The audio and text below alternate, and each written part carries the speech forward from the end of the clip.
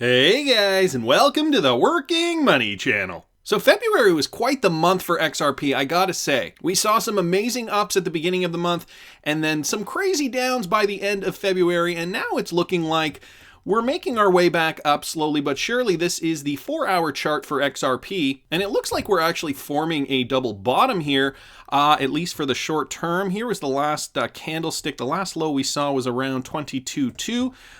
Just in around there on this candlestick here. I don't know if you can see because the volume bars are in the way. Just last night we hit roughly that same price right over here. Okay, so we're forming what's looking like a double bottom, and you can see the upward momentum here. Okay, if I put it on the hourly, you can see that a little better. Movement to the upside, but we'll keep an eye on it, of course. Trends can change at any given moment. Right now, XRP is trading at 0.234 cents.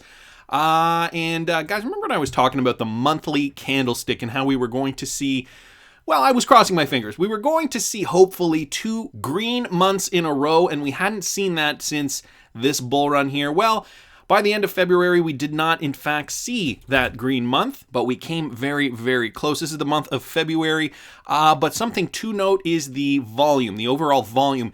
And look how high XRP volume was for the month of February, surpassing the previous volume high back in December 2017 when XRP was making its meteoric climb to all-time highs. This was the month before, and then by January it reached $3.80, a lot of people like to call it. But look at this, so volume up here, and former volume was right around here, so we surpassed it in February, and although we didn't get that bullish month, although we didn't get that green close in February, this is still looking quite promising, because what this means is that buyers and sellers, there's a lot of activity, and even though we closed in the red, it still wasn't by much considering how much activity there was. So that's a great sign for a reversal. I could see in the coming months XRP moving to the upside. And this from Cointelegraph. Ripple says stablecoins could be created on the XRPL. Now, David Schwartz did a sit-down interview for the Ripple drop, and he was talking about a bunch of new features that the XRPL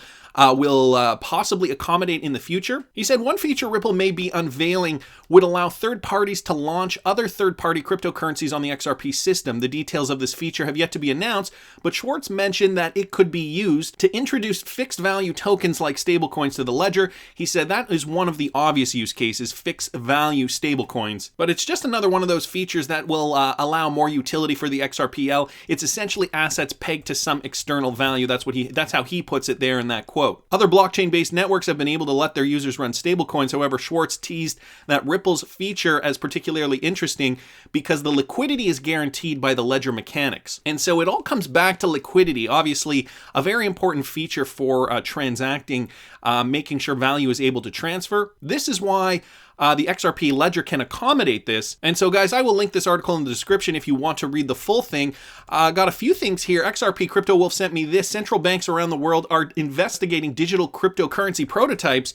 And this has to do with, okay, so we know central banks are all trying to work on their CBDCs. They're all kind of independently, going through the pros and the cons with a fine-tooth comb and try to figure out the best course, how to get this accomplished. So just going to read some of this article here. More than a dozen countries are either researching, piloting, or like China have ongoing work in place for central bank digital currencies, according to the Bank for International Settlements, the BIS. Okay, and we're going to get to the BIS a little later in this video as well. Central banks around the world are investigating a rich set of prototypes, the BIS wrote. If these results are shared, it could help determine which technologies and designs are most optimal for a central bank digital currency and whether and how they should be rolled out to the public. Now, what the BIS is suggesting here is that, instead of these countries doing this independently, they should kind of share their research, cheat on the exam, so to speak, and create something that'll work for everybody, because it behooves everybody to be part of this financial system. If a country is left behind and your country does trade with that country,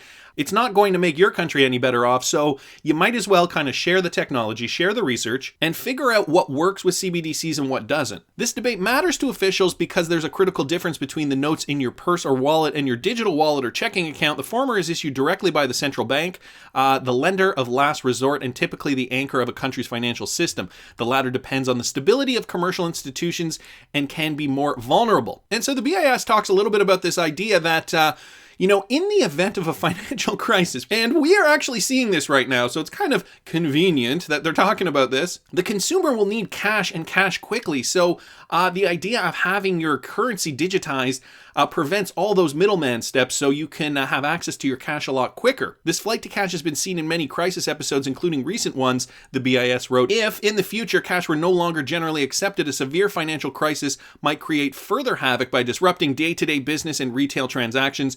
One of the other things I thought was interesting about this while I was thinking about it was the fact that quick access to your money, if you are now holding CBDCs, and all that middleman process is wiped out because of blockchain technology and cryptocurrencies like XRP to help you transact quickly. This in the future could actually cause a worse financial crisis because people will be able to get their money out of the stock market that much quicker too. It actually works both ways. I never thought of that up until now. I think we might see deeper, harder crashes in the future. That said, faster, quicker rebounds once the market has hit the floor because people can put their money in just as quickly. So really interesting to think about that.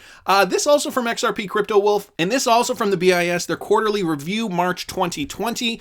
It shows geographical diffusion of fast payment systems, a map there, and showing the CBDC pyramid. So for consumer needs, cross-border payments accessible to all, ensure privacy in lawful exchange, resilient and robust operations, convenient real-time payments, cash-like with peer-to-peer functionality, and then give some of the CBC design choices and how that would affect the infrastructure as well. So for consumer needs, we're hearing about cross-border payments, resilient and robust, convenient real-time payments. All of that to me sounds very XRP-ish, doesn't it? And we know these guys have been talking, so I wouldn't be surprised if they are throwing in some of that Brad Garlinghouse language in there. Elements of decentralization, DLT, and token-based access. And they lay out here some of the transfer flow that could occur with DLT and blockchain technology. Guys, I will link this tweet in the description if you want to read this further. Interesting stuff that's just reported by the BIS from their March 2020 quarterly report. And guys, did you see this on Twitter?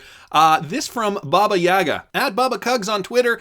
As I've said, unilateral agreements were made at Davos. Have you noticed the shift on attitude and speed since? Everyone is on the same level. And he links this video here from this guy. I forget his name now. He's the CEO of LAZARD, which is a financial firm. They focus on two businesses primarily, financial advisory and asset management. He's the CEO. Kenneth Jacobs is his name. Clients turn to LAZARD because they've known us for years or decades. They know we can achieve outcomes they couldn't achieve otherwise. This guy's very forward thinking with regards to financial planning assets. And listen to what he says about the US dollar with regards to being a reserve and cryptocurrencies. The greatest demonstration of soft power is the fact that the US has the reserve currency of the world. And that's not going away overnight. But to the extent that we have a unilateral foreign policy and a unilateral trade policy, we're sort of tempting the world to find an alternative to kind of clear and use something other than the US dollar. That's not practical today. It's not going to happen in all likelihood with euros. It's not quite yet. The Chinese currency is not quite ready for that yet. But there's enough technology out in the world today with cryptocurrency and changes going on that you can imagine, if you let your mind wander a little bit, that something becomes an alternative in the future. And we shouldn't be tempting fate like that because it's such an important contributor to U.S. success. So did you hear that? Currently, the U.S. has the world reserve currency, as we all know, the U.S. dollar. It could change, and that's what he's saying. It could be the currency used by China or another currency, but realistically, he says we have the technology to make it a cryptocurrency, and we shouldn't tempt fate. Really interesting clip here from the CEO of LAZARD, Kenneth Jacobs. And let's not forget, guys, Ripple has partnered with between 40 and 50 central banks, at least as of 2018.